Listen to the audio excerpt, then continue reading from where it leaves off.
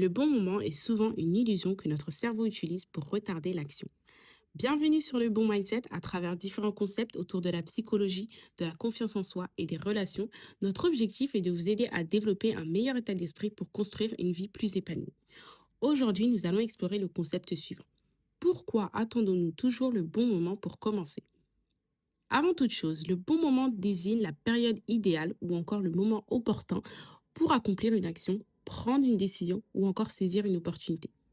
Sa limite réside dans le fait que parfois il est comparé au moment parfait, chose qui n'existe pas. Et par conséquent, les individus vont se retrouver immobilisés, toujours à attendre le bon moment. Parfois, le perfectionnisme va venir impacter ce moment, car les individus veulent que tout soit parfait avant de commencer, chose qui est impossible. Comment expliquer cette attente?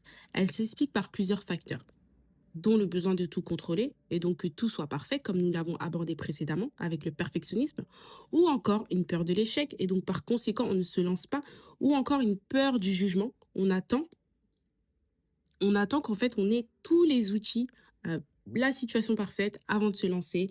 Et enfin, une autre raison qui est le confort de l'inaction, c'est-à-dire on préfère rester à ne prendre aucune action plutôt que prendre des actions, car prendre des actions pourrait demander beaucoup plus d'investissement de notre part.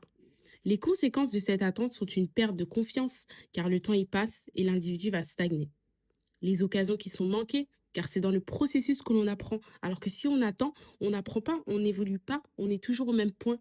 Alors que avancer même dans l'incertitude et dans la peur nous permet de voir les choses autrement.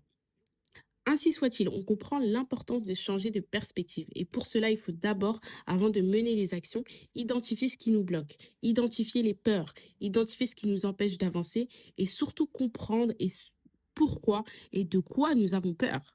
Ensuite, on passe à l'action en mettant en place des actions réalistes et atteignables, car c'est en menant des actions que l'on crée le bon moment.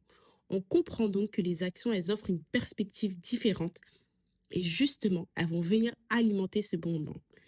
Mes mots de la fin sont les suivants. Attendre le bon moment, c'est souvent attendre une certitude que la vie ne pourra jamais nous offrir. Commencer imparfaitement vaut presque toujours mieux que de ne jamais commencer. Nous n'attendons pas toujours le bon moment. Nous attendons souvent de ne plus avoir peur.